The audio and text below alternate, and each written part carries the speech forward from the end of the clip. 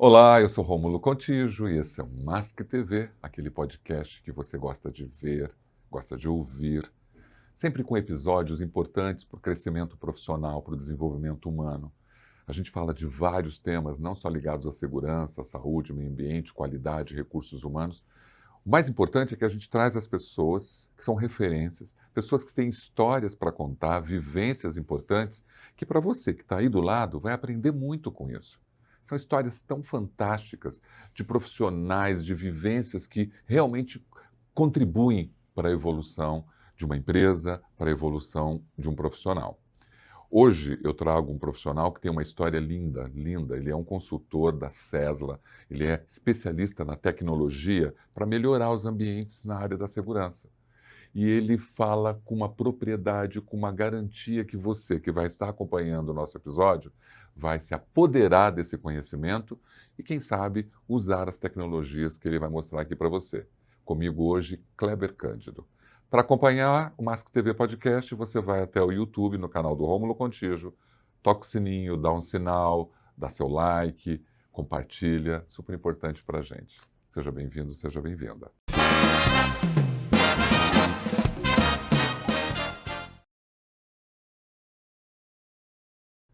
Kleber, muito bem-vindo, né? Eu só posso te agradecer de ter Obrigado. você aqui, uma honra. Muito obrigado, Ron. Uma satisfação estar aqui. Fazia tempo que eu já acompanhava o seu trabalho e a correria não nos permite estar o tempo todo conectado, mas que bom que a gente conseguiu fazer esse momento aqui e trocar essa ideia, lembrar das nossas histórias, um pouco das histórias que a gente tem, né, em comum aí dentro da área industrial, dentro da operação de segurança e saúde. Que bom, muito, muito grato, muito honrado em estar aqui hoje com vocês. Eu também, é tão gostoso de saber que nós dois, nesses 25 anos, fomos nos cruzando em empresas, em situações, e depois a gente acaba olhando e fala, peraí, você estava lá também, você estava É lá. E isso. foram 25 anos. Maravilhoso isso, eu estou muito honrado e quem está assistindo vai ficar mais feliz ainda para saber que a tua história e o que você entrega hoje para as empresas em tecnologia da segurança é algo que realmente está fazendo a diferença e acelerando os processos para melhoria na segurança. Eu Obrigado. sempre faço uma pergunta clássica, vou fazer para você também. Quando você chegou na Terra e por que você veio nessa Terra? Veio fazer o quê? Muito bom. Eu cheguei na Terra em 21 de agosto de 1977, já há 48 anos, né? Essa foi a data. Mas o que eu vim fazer aqui, acho que assim, não só o que eu vim, mas o que eu venho construindo é, de alguma forma, evoluir como ser humano. Eu acho que esse é um propósito nosso, não só nascer, crescer e reproduzir, mas evoluir. E também ajudar, de alguma forma, a nossa área, a área que eu sou apaixonado e nasci dentro dela, dentro da área industrial, que de alguma forma trazer ajuda às nossas pessoas de segurança, e não como uma pessoa que vende uma solução, mas como um profissional que quer ajudar outros profissionais e entender que o mundo está em constante mudança e que, se nós não nos conectarmos com essas mudanças e rapidamente, nós vamos ficar para trás. E o que a gente quer aqui, de alguma forma, trazer a essas pessoas de casa, esses profissionais que nos assistem, né, que como eu posso evoluir ou como eu posso estar constantemente evoluindo para não ficar de fora de tudo que vem acontecendo. Olha, eu acho tão importante quando você diz que essa transformação, que esse objetivo, e talvez esses valores são os valores que você leva para sua família, para os seus filhos e para todo mundo que está te vendo. Você se envolveu com segurança por quê? Tinha alguma coisa do pai, da mãe? O que fazia seu pai e sua mãe quando você era criança? Legal. Não, na verdade não. Eu sou filho de família muito humilde, meu pai pescador, né? Minha mãe uma pessoa do lar, pessoas de agricultura. E como toda criança lá do interior de São Paulo, né, da divisa com Mato Grosso, Minas Gerais, bem ali no triângulo, né? Onde se pesca mesmo, né? Exatamente, literalmente, tem muita água, né? É. Tudo nasceu ali. Então, quando eu cheguei a uma certa idade, fui para a cidade, uma cidadezinha pequena lá, em torno, e eu naturalmente não consegui me ver mais naquilo, porque ali é uma vida ainda muito da agricultura, uma vida bastante relacionada a isso, e eu queria evoluir. E aí entra a história da evolução, de onde eu me conecto em evoluir sempre. E em 1997 eu resolvi pegar uma mala de roupa, literalmente, eu me lembro como se fosse hoje, E eu tinha um tio que morava em Campinas. E eu vim morar na casa desse tio com o propósito de ter acabado o colegial, de estudar, de ser alguém, de evoluir profissionalmente. Então eu cheguei em Campinas, nesse momento, com o terceiro colegial, e meu tio me encontrou um trabalho numa empresa que na época se chamava Campineira, que é a fábrica da Biscoito Triunfo, né? Ali no entroncamento da Anhanguera, da Dom Pedro com praticamente Barão Geraldo. É verdade. E aí eu comecei ali a trabalhar dentro de uma operação de auxiliar, numa ampliação. E lá tinha uma área de almoxarifado. E olha que interessante isso. Naquele momento eu era o único que estava ali que tinha um terceiro colegial. Olha só que interessante. E eu me lembro como se fosse assim, olha, eu preciso de alguém que fique no almoxarifado para mim. Me ajude no almoxarifado, na rotina do almoxarifado. Então eu fui para a rotina do almoxarifado e adivinha o que eu encontrei no almoxarifado? Equipamento de proteção individual. Claro. E aí tinha um técnico de segurança que vinha e disse, olha, isso aqui você tem que entregar, tem que pegar o velho, entregar o novo, tem que assinar uma ficha. E ele começou a me conectar com esse mundo da segurança. E foi aí que eu comecei a me apaixonar pela área de segurança e tudo efetivamente, eu chegar na área de segurança foi por aí. Aí eu busquei curso técnico, comecei a me especializar. Nesse momento eu comecei a buscar coisas fora do Brasil. Em 99 para 2000, eu descobri que tinha um curso no Texas, nos Estados Unidos, para país de língua hispânica na área de emergência. E eu gostava muito de emergência. Eu sempre me conectei muito mais com a área de atendimento à emergência do que propriamente segurança do trabalho. E eu fui. E lá eu comecei a estudar, a fazer cursos fora e comecei a conectar com essa parte de emergência onde eu sou muito conhecido, mais conhecido até propriamente do que o segmento de ocupacional, né? Foi aí que tudo começou até eu fiquei lá mais 11 anos, 12 anos, me tornei instrutor na Universidade Federal do Texas para país de língua hispânica na área de emergência, né? E assim conheci muito a Latinoamérica inteira aí com esse segmento de treinamento de emergência. Montamos centro de treinamento em Campinas e tal, até 2012, 13, quando de fato nasceu o Cesla, que veio de tudo isso. Voltou com inglês fluente, né? Que é maravilhoso, né? Que Isso aí. nos capacita para poder ter aí, amplia, né, a sua possibilidade. A gente estava falando agora há pouco sobre o inglês, independente da sua capacidade ou da sua condição financeira, ter o inglês te ajuda a circular melhor, né? Sem dúvida. Agora, você sabe pescar? Claro, sou filho de pescador. Mas, por exemplo, Alguém vai assistir isso e falar, você tá mentindo. Alguém vai assistir isso e vai falar, tá mentindo. Na verdade, assim, eu sei o básico da pesca. O esportivo, sim, eu gosto muito. Ainda até hoje me aventuro aí pescar, porque eu me conecto com a água. Eu acho incrível isso. Eu adoro estar próximo do rio, estar próximo da água. E eu faço isso quando tenho tempo. Meus filhos foram criados aí, né, levando eles para esses ambientes de pesca, de família, de reunião, de encontro, porque eu acho que aí mostra valores que hoje são cada vez mais escassos, né, dentro desse mundo ora VUCA, ora BANI, essa loucura que a gente vive aí, né, instável, que as pessoas não sabem exatamente nem como se posicionar, né? A gente fala muito disso, desse medo de ficar de fora, né, o FOMO, que nós mais velhos, né, estamos aí sempre o tempo todo de alguma forma, cara, parece que eu tô para trás, parece que eu tô ficando. Imagina eu que lido com tecnologia, né? Nossa, isso eu não conheço, eu preciso conhecer, eu preciso estudar, eu preciso entender. Então, a velocidade é muito grande e nós, naturalmente, não conseguimos, nessa idade que estamos, acompanhar isso tudo. Isso é difícil até para o jovem. Se para o jovem é difícil, imagina para nós que já temos uma meia-idade.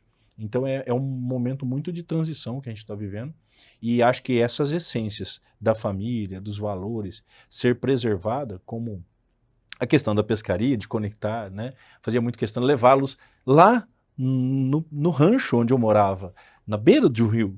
É aqui, não tinha energia elétrica, era um lampião a gás. E a pescaria é um trabalho pesado, difícil. Sim. Né? Não é um trabalho fácil, né? Eu fico imaginando que vai render sustento de casa, mas aquela história de estar num rio, de estar, às vezes, numa situação muito perigosa, estar ali trabalhando. Eu não sei imaginar assim, olha, talvez acho que se eu peguei um lambari, né, de 10 centímetros foi muito na minha vida, porque pescador fala da mentira, mas tem pescador que traz peixe que é gigantesco, né?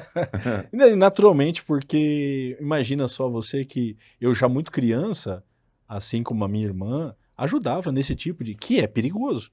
Você imagina que você entra Tirar num anzol da barco, boca do peixe, esse né? é o de mesmo, mas você tem que entrar num barco, ir para o meio do rio, tem É, uma série de coisas que você fala, caramba, é uma criança. E assim era a vida, olha só. né? A vida nos conectava dessa forma. É assim que nós aprendemos a sobreviver, né? E hoje a forma com que a gente lida com a vida é muito diferente, né? Então é legal. O mais incrível de tudo isso, Kleber, acho que para o teu pai e para tua mãe, eles estão vivos. Só minha mãe, meu pai faleceu. Então, assim, ele teve tempo de ver toda a Sim, sua teve. evolução. Teve sim. Isso é maravilhoso, né? Porque, Sim. assim, através da pescaria, meu filho foi para os Estados Unidos, Uhum. se transformou um profissional reconhecido e conseguiu montar a empresa dele, né? Então, Sim. assim, isso para um pai é um orgulho e tanto. Era até engraçado porque quando eu dizia para ele o que eu fazia, ele ficava assim, tipo, eu não conheço isso, né? Efetivamente, né, dentro do conhecimento dele, da limitação dele, era difícil ele entender até o que de fato eu fazia, né, como negócio, como business, já antes dele falecer, né? Mas ele sempre foi muito orgulhoso, né? Sempre fez muita questão de enaltecer isso, de tudo isso que a gente foi construindo, principalmente pelo fato de pegar uma mala de roupa e ir embora. E não ficar esperando, né? Porque a gente tem muito hábito. Às vezes, fazendo uma conexão agora com a área de segurança, eu vejo muito isso. Às vezes diz assim, é um curso de R$500, de R$1.000, eu não tenho dinheiro, quem tem que pagar é a empresa. Então, acho que aí já fica uma grande dica. Se você quer evoluir, se você quer sair e entrar num rumo de crescimento, e você for esperar que alguém dentro da sua empresa, indiferente do tamanho dela, Sim. vá pagar isso para você, já tem alguma coisa errada aí. Se você tem grana para um churrasco, para uma festa, para isso ou para Para aquilo, uma cervejinha. não tem problema e está tudo bem. Talvez pensar em deixar uma reserva disso também para você se qualificar. Né? Porque a dinâmica com que as coisas acontecem hoje, a qualificação é fundamental. O tempo todo. E ficar esperando de uma corporação que ela faça isso por você, talvez a corporação esteja esperando que você apresente esse currículo para te elevar e subir de nível e você está esperando que ela pague isso para você. É uma dica. Claro que é uma dica de milhões, porque o teu interesse pela sua evolução está onde? Né? No seu aprimoramento, no seu desenvolvimento. A parte de tecnologia de informação, ela chegou com você lá no Texas? Na verdade, isso é um ponto muito importante da gente conversar. Eu não sou de tecnologia, eu sou de segurança, né? E hoje nós, tanto eu como a Silvia, conectamos muito essas pessoas de tecnologia, porque nós somos uma empresa de tecnologia pelo propósito. Claro. Então o que a gente sempre mostra para eles é o que isso entrega para a área industrial. Qual o valor que a gente entrega para um trabalhador que está dentro da área industrial? Qual o valor que a gente entrega para a corporação que está nos contratando? Né? Mas, propriamente, a tecnologia ela veio até mim, né, por essa inquietude de querer melhorar. Quando eu tinha uma solução de serviço e eu queria colocar tecnologia para entregar serviço. Okay. Imagina que eu tinha 10 profissionais de segurança dentro do time, entregava treinamento de brigada, treinamento disso, daquilo, e nós não tínhamos tecnologia para gerenciar isso. Então, Rômulo, às vezes, por exemplo, você sabe, às 3 da tarde tem que estar na empresa X, às 5 da tarde na empresa Y, tem que pegar o turno que está saindo, pegar o turno que está entrando, treinamento disso, treinamento daquilo, e eu falava, cara, e a gente fazia controle disso no papel, numa tabela na parede. Aí a gente, num dado momento, falei, a gente precisa de alguma solução para organizar isso sistemicamente. Isso foi lá em 2007, 2008. E aí a gente procurei um cara e a gente começou a desenvolver uma solução para resolver o meu problema de construção. Eu queria continuar fazendo o serviço, certo. Eu não queria um sistema. E a gente criou o sistema e aí começou a evoluir o sistema. Nós somos a primeira tecnologia de permissão de trabalho eletrônica da América Latina em aplicativo. Imagina em 2009 um aplicativo para permissão de trabalho, análise de risco, operando parte offline na internet daquela época. Era sofrível, né? Escada. Era sofrível, né? Mas a gente é pioneiro claro. Nisso. Então, automaticamente, quando chegou nesse momento em que a gente começou a prestar serviço, chegou um dado momento ali em 2011 que alguém disse assim para mim, cara, eu gostei desse aplicativo teu, mas eu não queria o serviço, queria só o aplicativo. E a gente começou a entender que aquilo era negócio. E aí começou a transformação da gente sair daquele negócio de serviço, de treinamento, etc., e levar tudo isso, esse know-how de campo, para dentro de um software para entregar a solução. Então foi assim que a tecnologia foi nos conectando, né? A levar a tudo aquele conhecimento, mas na essência eu falo muito isso. Eu não conheço uma linha de código, né? Quando a gente olha aquela sopa de letrinha que tem por trás né, do front-end, que a gente fala o back, eu não conheço código, mas a gente sabe aonde dói. E saber aonde dói é tão importante quanto conhecer o código, porque quando nós sabemos onde dói, nós desenvolvemos solução para tirar a dor. É isso. Sem contar que a sua vivência, né, Sim. nesse conhecimento, faz com que essa tecnologia seja perfeita. Porque você vai testando ela dentro daquilo que você já conhece. Exatamente. Diferente se você fosse só de TI para trabalhar. Exato. Se você olhar, tem um slogan nosso que chama DNA de Safety. Sim. Esse DNA é exatamente isso. É esses 25 anos de vivência industrial transformado em solução. Porque no final nós somos um SaaS. E acho que vale até destacar isso. O que é um SaaS, né? E muitas vezes o pessoal de segurança, hoje eu tenho feito uma palestra aí pelo Brasil muito comum sobre pilares. O que eu tenho que olhar quando eu quero contratar uma solução de segurança? E um deles é entender se faz sentido para você um SaaS, um software como serviço, um software as a service. Porque quando eu tenho um software como serviço, dá para pôr o meu logotipo, dá para pôr a minha personificação, mas não podemos esquecer que ele é um SaaS. Que em algum momento, profissional de segurança lá da companhia, tenho que me ajustar alguma coisa àquilo. Claro. E não eu simplesmente fazer com que aquilo seja transformado, senão vira um software house e não mais um SaaS. E essa é uma dificuldade muito grande, que mudou muito, Romo. No começo era muito difícil isso. Essa paixão pelo PDF, sabe? Para aquele modelo que eu trouxe lá da empresa multinacional quando eu trabalhei, e eu queria ficar preso àquilo. Então hoje a gente fala muito isso, cuidado. SaaS tem o propósito de fazer dessa forma, nesse caminho, nessa linha de raciocínio. Mas você vai ter que se ajustar a isso daí. Então é interessante você falar sobre isso. Num mundo realmente tão instável, tão volátil como a gente está falando, e numa mudança tão incrível, né? Nossa geração percebe exatamente isso, né? Há pouco tempo atrás, nós não tínhamos uma inteligência artificial tão ativa dentro das operações, tão sendo, né, utilizada de uma forma agregadora.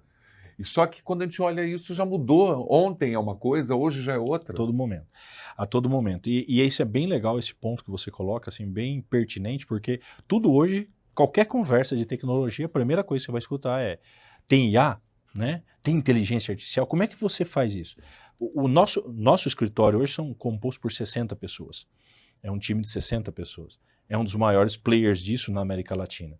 E aí eu chego lá no escritório e a gente coloca desafio para o time também. Eu digo, olha, seguinte, esse ano é desafio da Sesla como empresa que a gente consiga entregar 25% no mínimo de inteligência em tudo que nós fazemos.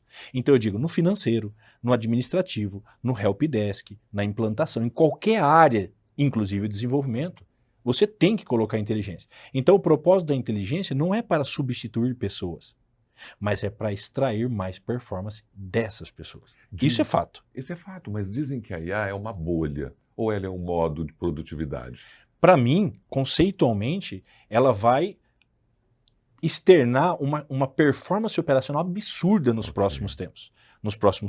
Ela vem com esse propósito, né, de externar toda tudo aquilo que a gente fazia de uma forma muito arcaica, muito morosa, que levava muito tempo para pensar e raciocinar, ela faz. Ela não tem o sentimento, ela não tem isso que a gente tem, Rômulo, que eu acho muito legal, pessoas de média idade, que é a tal da experiência, da vivência de campo, das habilidades cognitivas que nós vamos adquirindo com o tempo, ela não tem isso.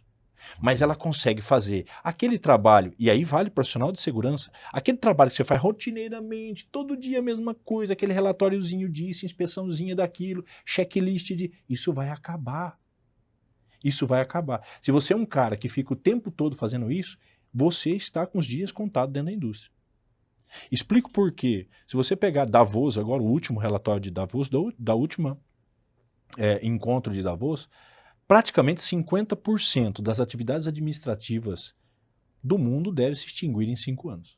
5. Interessante você falar de Davos, porque eu vi uma matéria do NVIDIA, de vários, do Uhum. Anthropic, Uhum.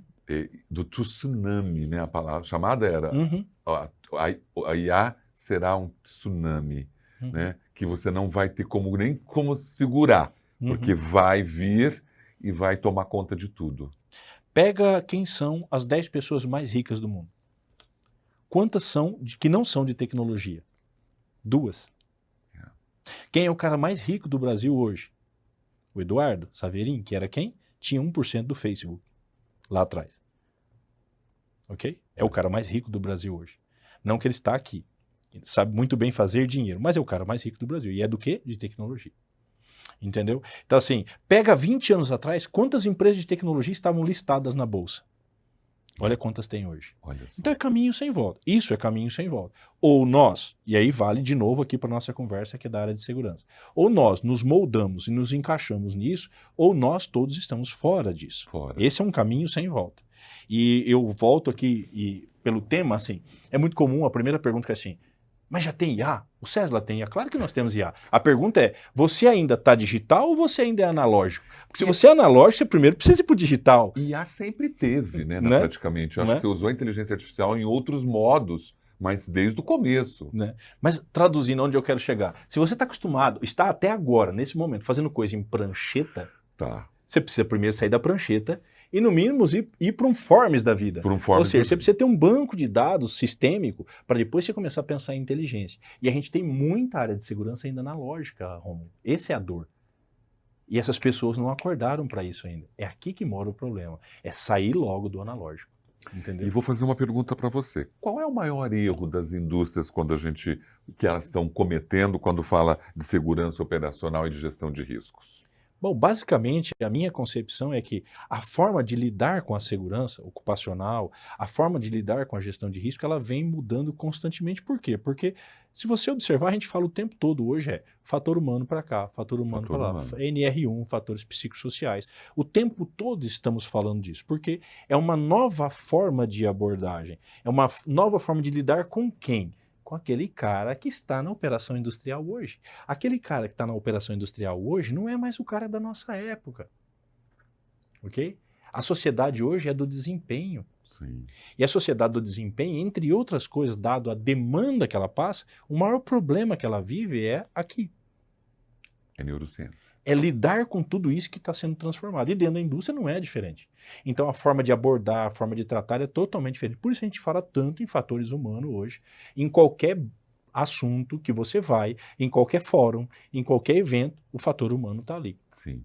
Para mim são esses dois pilares. Então o que vai mudar de fato é a forma com que nós fazemos. De novo, né? Quando eu vou falar de gerenciamento de risco, quando eu vou falar de fazer planilhas de gerenciamento de risco, etc., aí entra a inteligência. Ok. Entende? Agora como interpretar isso e transformar isso em uma operação mais segura é o ponto de atenção, né? Como eu vou fazer todo dia para produzir com segurança? A segurança não é o mais importante, mas ela é parte primordial de como produzir mais no futuro. É isso. Cesla e WS Solution, qual a diferença? A AWS nasceu lá de trás, quando nós éramos uma empresa que se chamava Work Security, que era uma empresa de segurança. Daí nasceu. Então, quando a gente criou a primeira empresa de tecnologia, a gente trouxe AWS Solution, né? E o Cesla, muita gente nem sabe o que significa, né? Às vezes fazem associação com Tesla, que é a empresa do Elon Musk, mas o Cesla é nada mais do que as iniciais da família. Kleber, Eduardo, Silvia, Leonardo e Arthur. Meus 2 filhos e minha esposa. É daí que nasceu, né, essa base, né, que é a base da vida, é a base de tudo, e a base também dessa empresa, que guarda muito isso lá dentro. A cultura nossa é muito forjada aí nesses tipos de laço, de relação. Isso vale para todos os funcionários, essa relação de família. E é interessante falar da Work Security, porque quando a gente é da área da segurança, e sempre, né, eu sempre como consultor nas grandes multinacionais, procura Work Security. Né, a gente dava um Google na Work Security já direto, porque você tinha as melhores tecnologias já naquela época. Eram as melhores. Principalmente na emergência, né, que era tudo de emergência, era ali muito forte. Eu lembro ainda das cores que tinha Então a gente procurava work security e é legal saber que a Cesla tem esse valor da família agregado, né? Porque eu acho que é uma história sua, tem a ver com você, Muito, converge com tudo que você faz. muito. E quando a gente fala de fatores humanos, né? Como que você consegue falar de tecnologia sem falar da parte humana? Principalmente nós que não conhecemos de tecnologia. É. Como a gente conecta esses jovens que estão lá, porque na maioria que estão lá dentro, quem tem o gray hair aqui sou eu, né? É verdade. A galera que está lá é tudo jovem, e aí como é que a gente conecta eles, né? Muita gente fala do Safety 4.0. Pouca gente entende na prática. O que é realmente no dia a dia? Legal. Esse conceito, na verdade, a gente conecta pelo termo da indústria 4.0, Claro. que veio lá da Alemanha, que é um conceito, né, muito Logística forjado na 4.0, Alemanha, 5.0. muito forjado na Alemanha ali para ter uma indústria com performance operacional boa, com bastante mecatrônica, com Autônoma, bastante né? autonomia.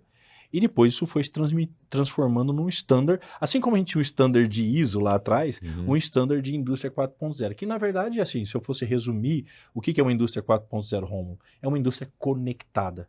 Então a segurança 4.0 nada mais é do que uma segurança conectada.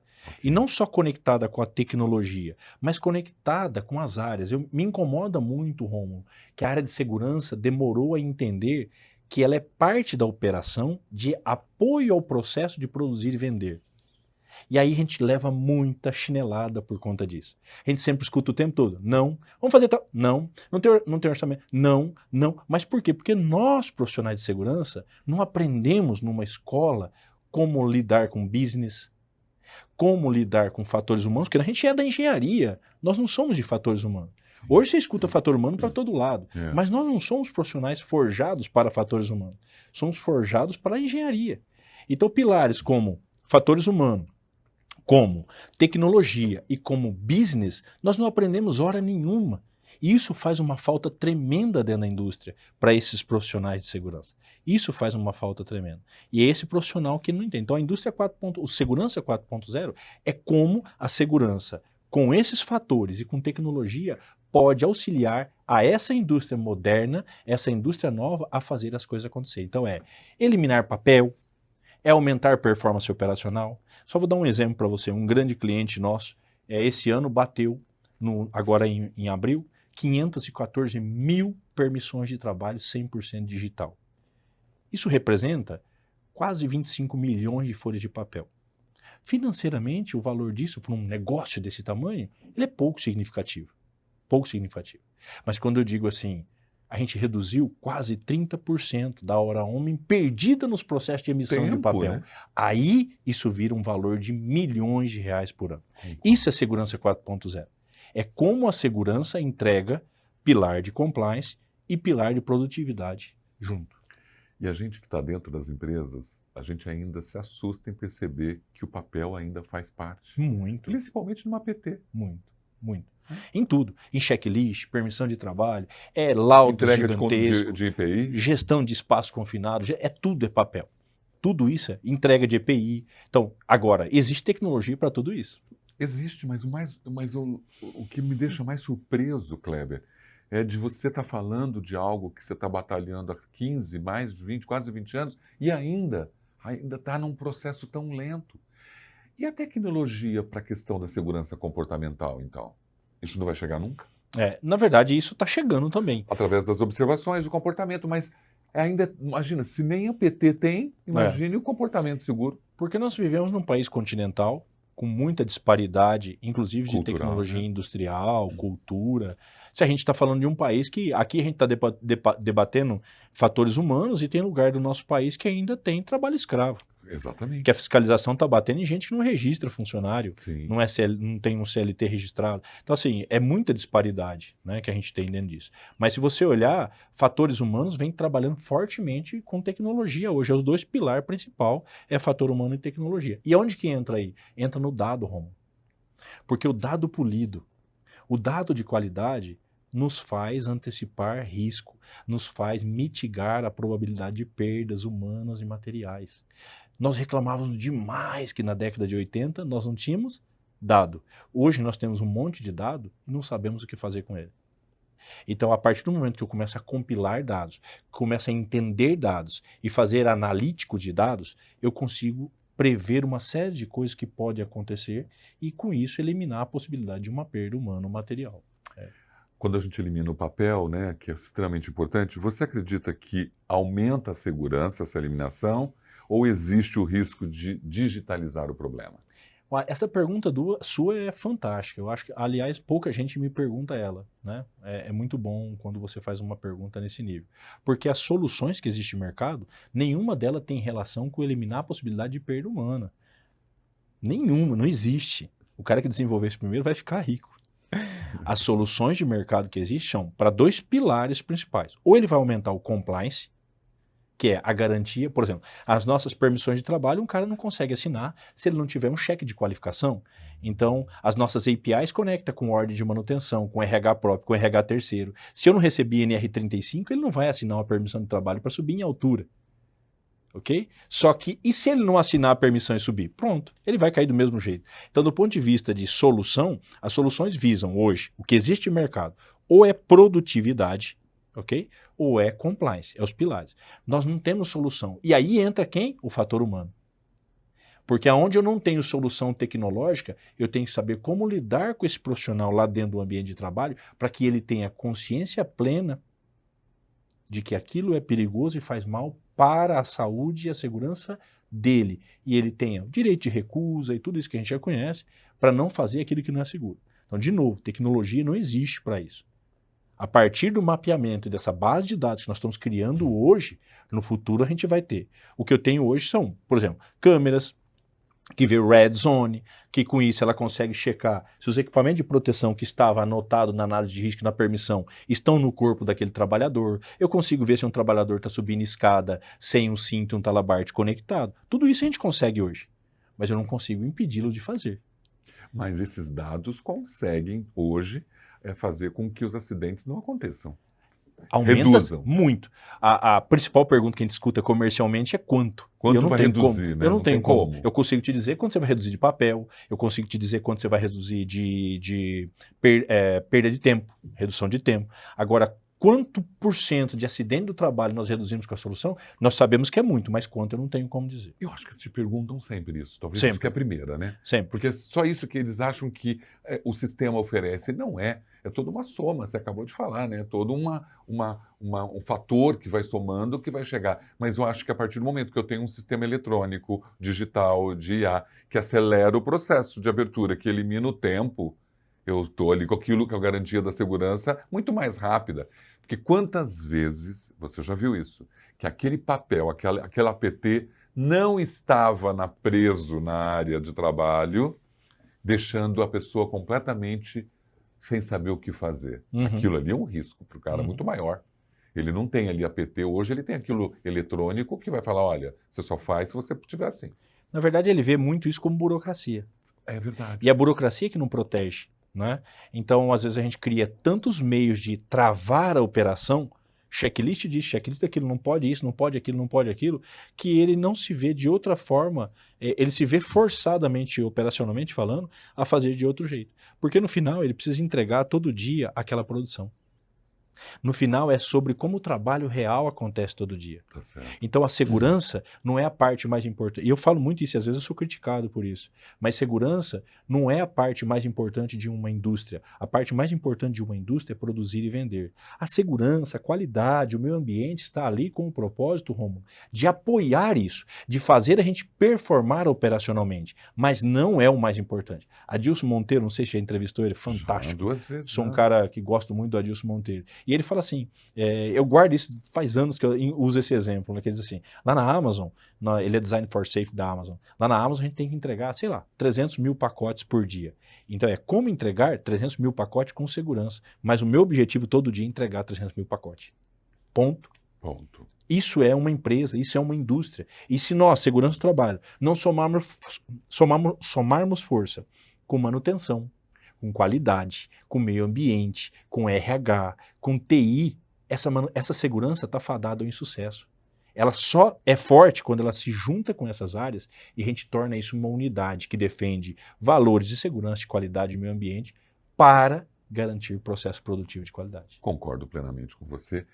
Outro ponto importante que é um gargalo dentro das empresas é a gestão de contratados e terceirizados. Uhum. Você também atua dentro do mapeamento de segurança dessas equipes, que é uma situação extremamente grave dentro das empresas? Sim, a gente faz muito isso hoje, é um dos principais pilares do Cesla. O Cesla tem 6 soluções. Uma solução de inspeção e checklist, uma solução de análise de risco e permissão, uma de gestão de contratados, uma de bloqueio de energia, de lockout e tagout, uma de desvio de comportamento e uma de gestão de espaço confinado. Uma delas é o Hive, que faz exatamente isso, gerenciamento de contratados, já conectado com catraca, já conectado com permissão de trabalho. Então a gente diz lá que desde o pedido de compra até a execução da atividade de risco, esse prestador ele é gerido dentro de uma única plataforma. O Cesla faz exatamente isso.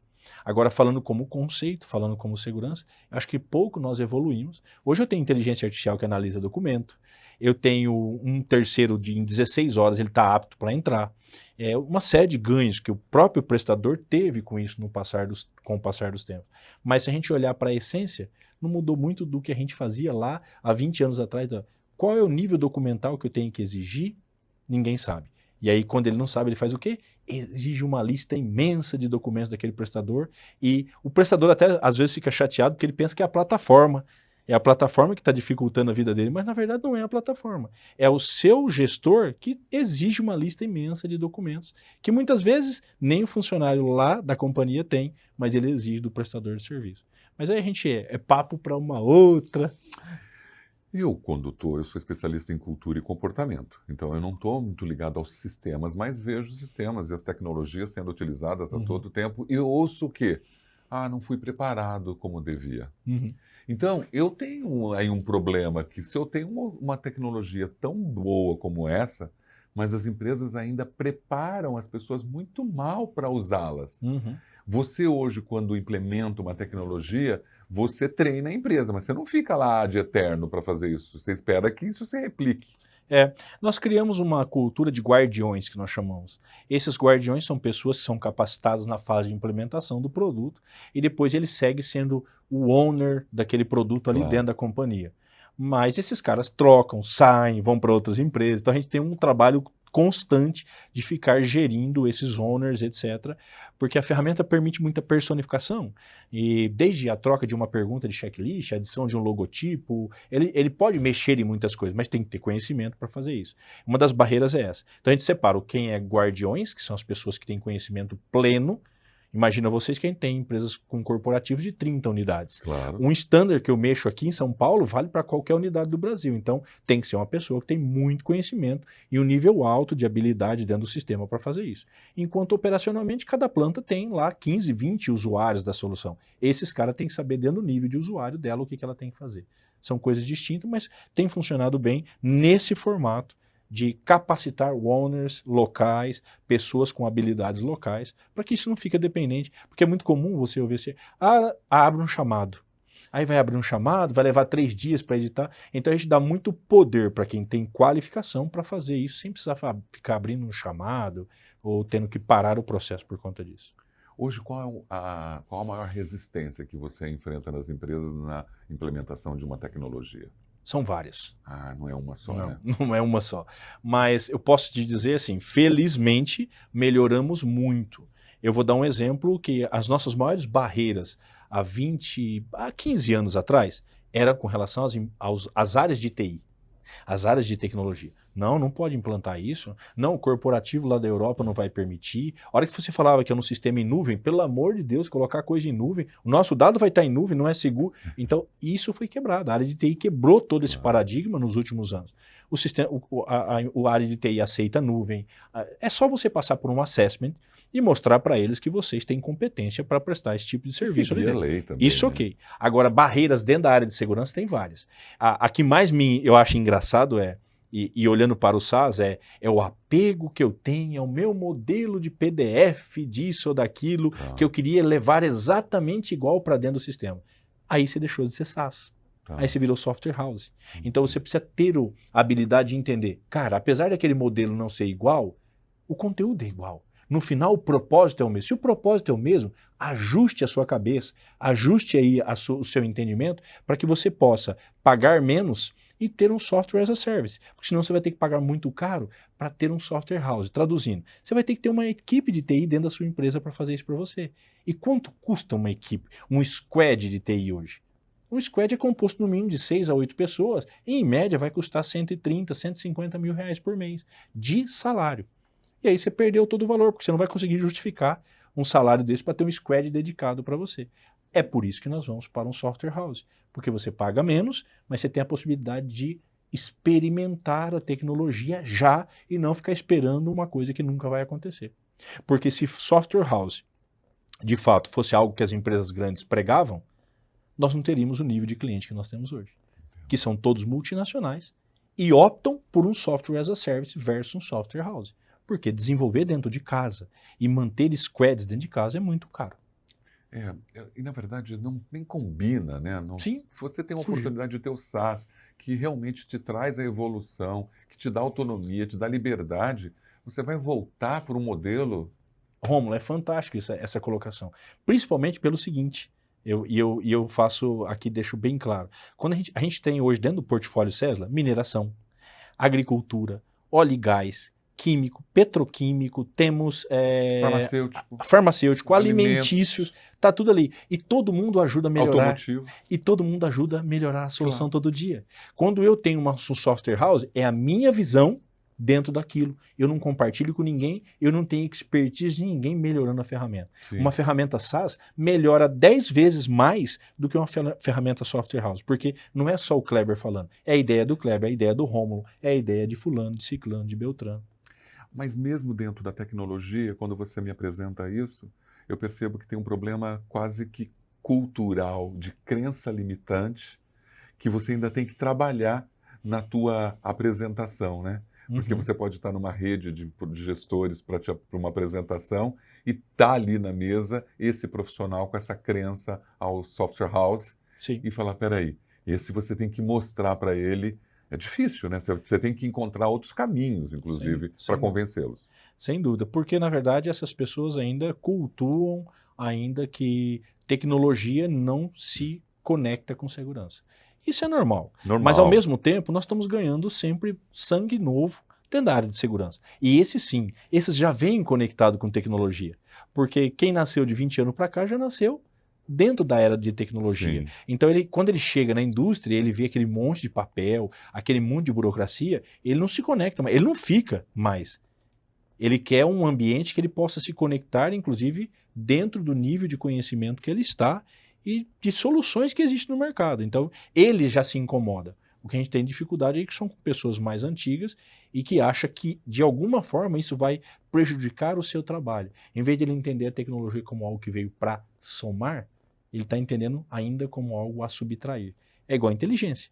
Se você falar hoje dentro da área de segurança, o que a inteligência vai fazer? Alguém vai dizer, não, cara, ela vai fazer o que eu estou fazendo.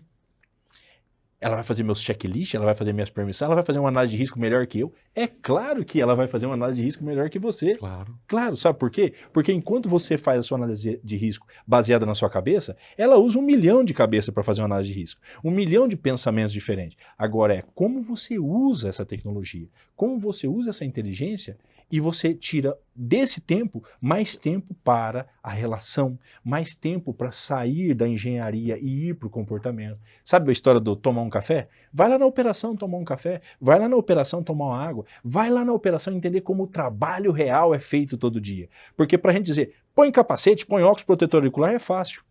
Põe um macacão, põe aqui um avental de raspa, uma perneira de raspa, um mangote de raspa, máscara, proteção respiratória e vai fazer solda. Isso é fácil. Agora, põe você e faz isso. Então, aí que está o conceito. É de como a segurança tem que trabalhar no futuro, dentro do relacionamento com pessoas, para você ter defensores, né? A gente ter advogados da segurança e não pessoas que são detratoras da segurança. Porque, de certa forma, toda essa burocracia que você cria dificulta a vida dele em vez de facilitar a vida dele. Porque no final do dia ele tem que entregar a mesma coisa. É verdade. E o mercado é feito de millennials e geração Z. Isso é fato. Não que a geração X, que somos nós, principalmente, não estamos. Mas a maioria, 40% a 50%, até mais, ainda está nos milênios e no Z, que já chegaram com a tecnologia. Exato. Né? O importante é fazer de uma forma, agregar aquele que tem aí um pensamento mais conservador, mais ultrapassado, e falar, olha, né, se desprende um pouco disso e vem conhecer isso. Né? E ele vai ter dificuldade dos dois jeitos, porque de alguma forma, se ele sair dessa empresa que ele está trabalhando, ele vai para uma consultoria, Com certeza. ele precisa trabalhar. Se ele quiser continuar dentro da área de segurança, ele vai para a consultoria, que ele vai voltar naquela empresa para trabalhar, para prestar algum tipo de serviço. E aí, a exigência da tecnologia vai ser muito maior do que você tem lá hoje. E é tão interessante que nós falamos do Adilson Monteiro, que é o pai do Hop, né, que é que é uma ferramenta importante.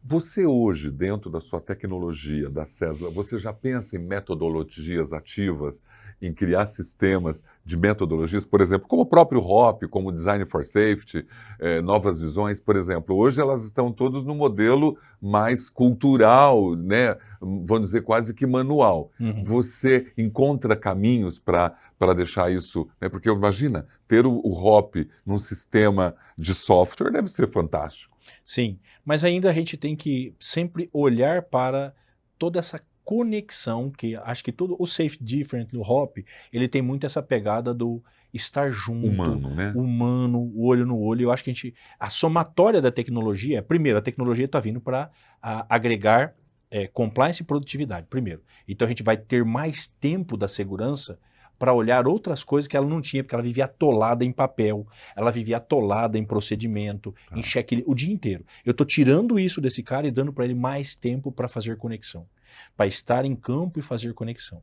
Agora, para mim, o maior valor é não perder essa conexão. Então, eu não traria um sistema para fazer isso, mas traria o sistema, que é o que a gente já está fazendo, é pegar o dado que todos esses relatórios me dão e polir esses dados.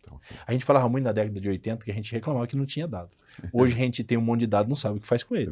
A gente brinca que é o bando de dados, não é um banco de dados. Então, se a gente olhar por isso, imagina que todos esses movimentos de cultura que eu estou dentro da minha empresa, que eu estou coletando informação, imagina trazer isso para a inteligência e falar, interpreta isso para mim.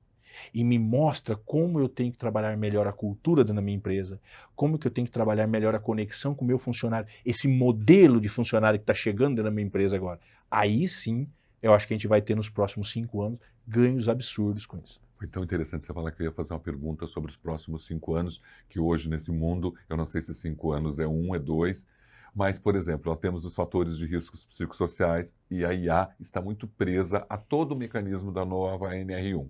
Por quê? Existem plataformas e mais plataformas que faz com que você, no celular, responda ali 38 perguntas e tal. Então, quando a gente fala, tá ali, você está respondendo como que você se sente no ambiente de trabalho, como que você se sente numa demanda do seu líder. Esses dados que serão úteis, né, nesse caso, porque, mas ali tem perguntas humanas que estão na frente, o cara está fazendo para acelerar o processo de 10 mil funcionários, tem que ser por uma IA. Sim. A gente já tem que tomar cuidado, né, com essa interpretação. É exatamente aí. Porque o dado também, sem qualidade, ele não serve para nada. Não serve para nada. Um banco gigantesco de dados, mas um dado que não é. A gente fala muito, o que tem valor é dado polido. Né? Por que você acha que essas plataformas como Facebook, Instagram, TikTok, elas são poderosas?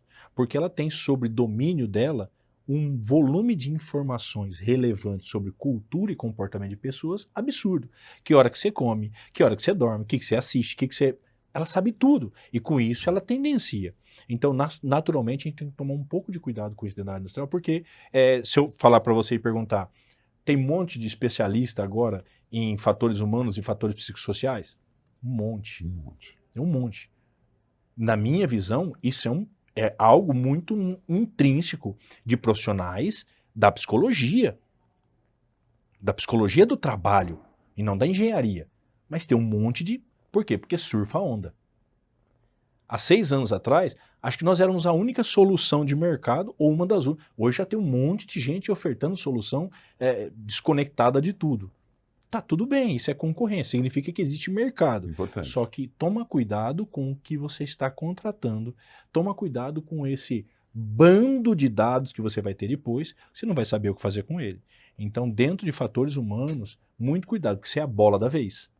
E quando isso se torna a bola da vez, você tem sempre um monte de gente ali ofertando soluções, ofertando coisas no mercado, mas que de fato tem que saber interpretar se é de fato aquilo que você quer. Nós estamos vivendo um mundo da Não é? superficialidade. Eu quero só aproveitar, outro dia eu fiz um evento no cliente sobre cibersegurança, segurança patrimonial na Uhum, questão cultural. Cibersegurança é algo que tem que estar muito atento ao teu desenvolvimento, por exemplo, do controle das uhum. informações. Total. Hoje nós temos certificação de 9, certificação de 20 e certificação de 27. A 27, uma ISO 27, ele é totalmente dedicado ao tema cybersecurity.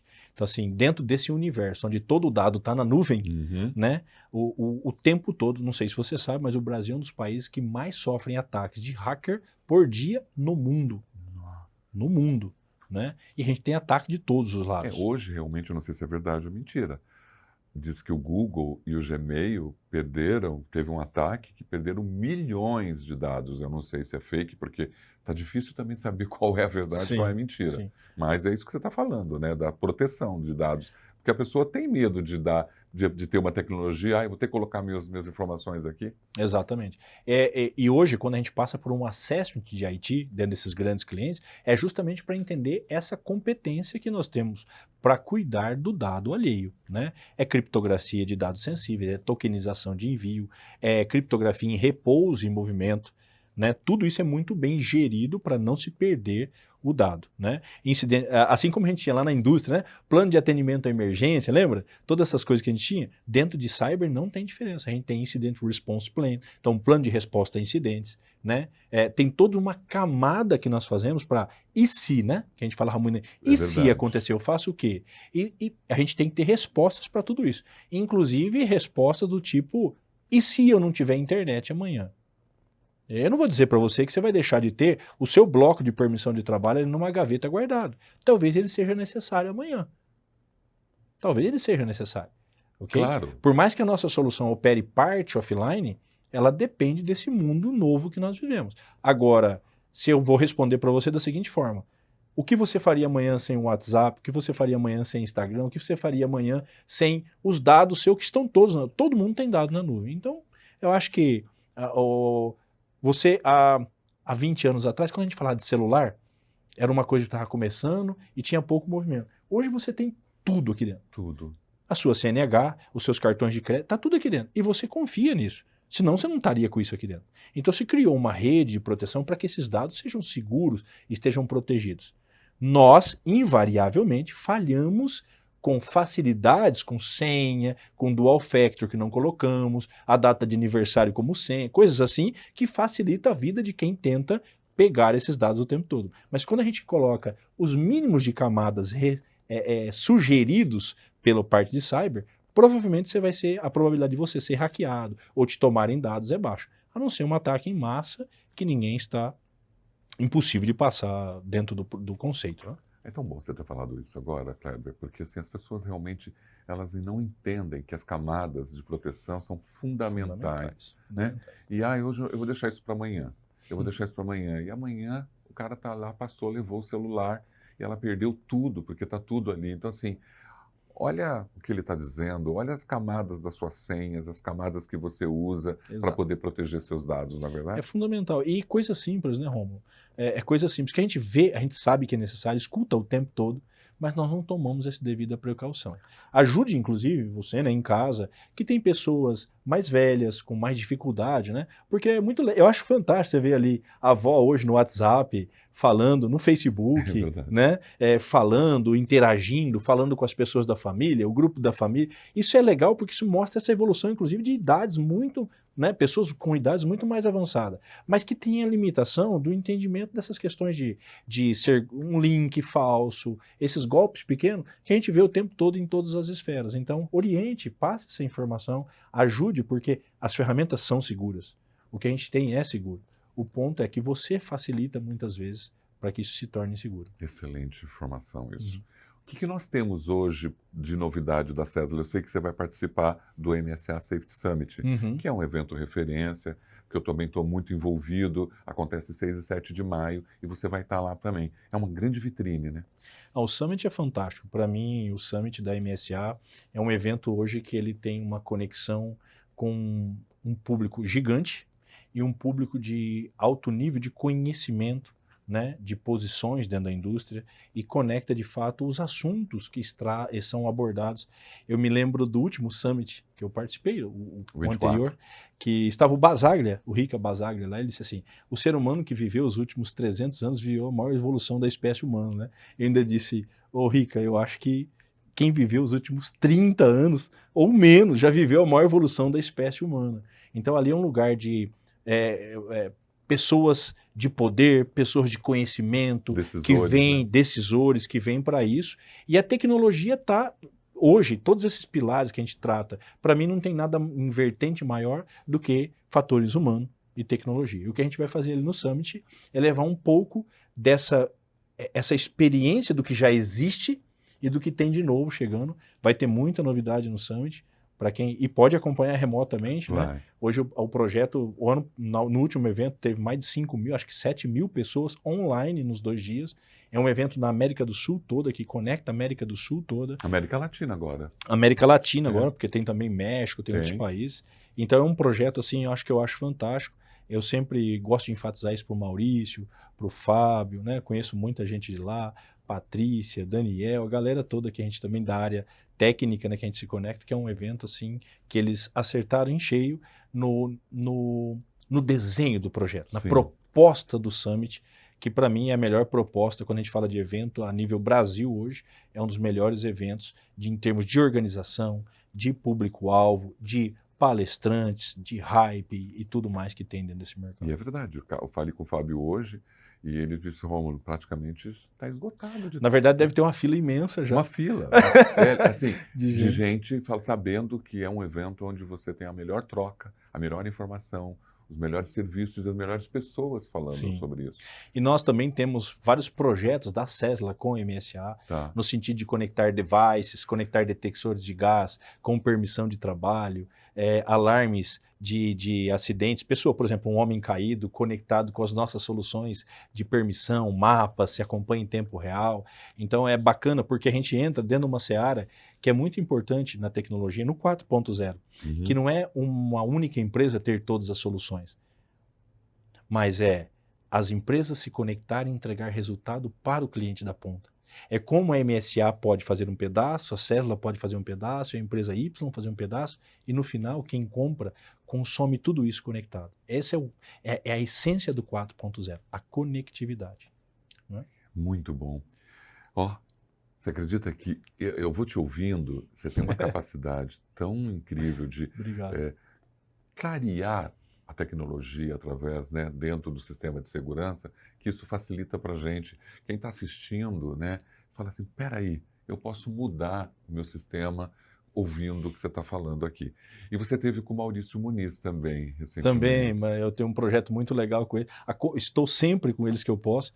É incrível. Ele e a Rose fazem um trabalho fantástico. Eu estive agora em Macaé, né?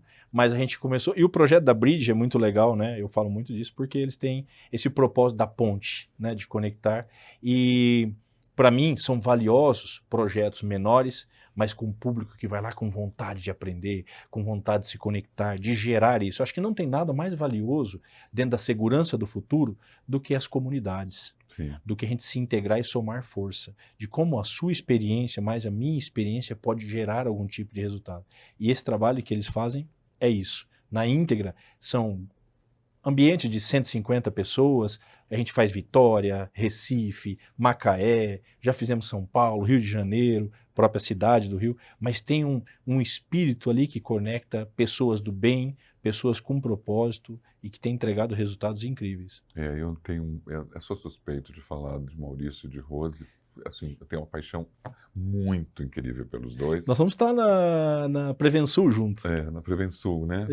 Eu quero estar na Prevensul também. Muito legal. Eu quero ir na Prevensul, fazer umas coberturas para o Basque TV. Vamos ver se eu consigo ir. Legal. Final de maio, né? O Ivan nos conectou lá para uma mesa. O Maurício vai estar da MSA também. Vai ser um dia bem bacana. Com bastante gente da tecnologia e fatores mais que humanos, né? Que a gente tem tratado sempre. Os dois pilares. Eu trouxe o Alexandre Guzmão aqui. Muito bom. Maravilhoso. Excelente. Kleber, tem tanta coisa Obrigado. para te perguntar, mas assim, eu não quero também que quem está vendo, eu quero que eles devorem tudo isso que você acabou de dizer.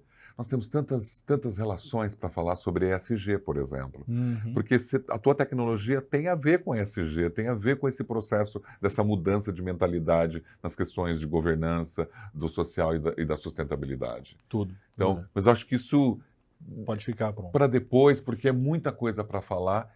Se você pudesse dizer hoje o que a Sesla tem para oferecer de produtos para quem está te ouvindo, eu sei que é um portfólio amplo, nós vamos colocar aqui o link, mas o que você poderia dizer?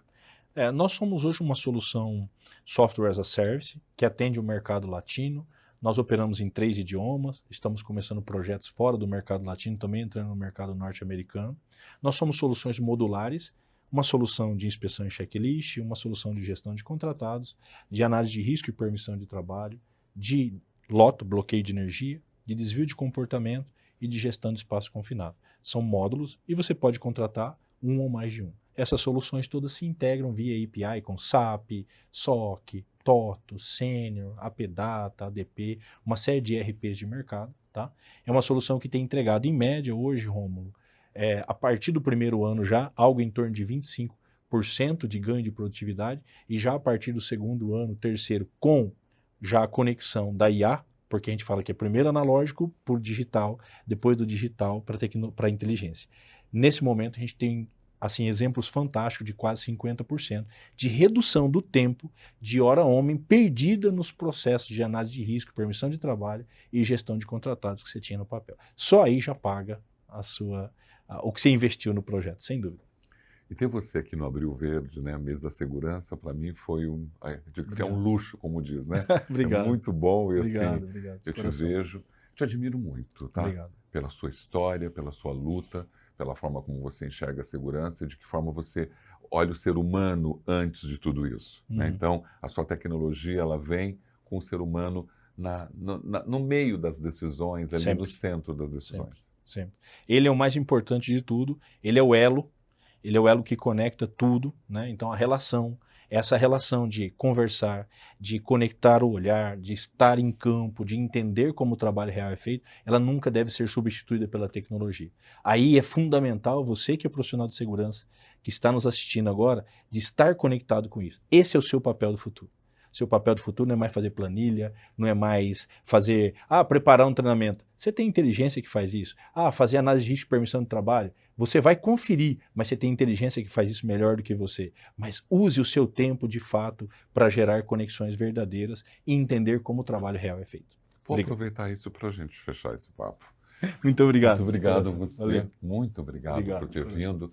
Eu quero que aqui fique uma casa à sua disposição. Obrigado. Muito mesmo, sou muito seu fã. Eu sei exatamente das qualificações que você entrega e o que a Sesla, né, com seu olhar, faz pelas empresas. Que bom. Obrigado, Romulo. Eu vou fechar. Não é ter dados, essa palavra é sua. Não é ter mais dados, é ter os dados certos. No momento certo, para a decisão certa. Sesla, muito obrigado por esse episódio. Até o próximo.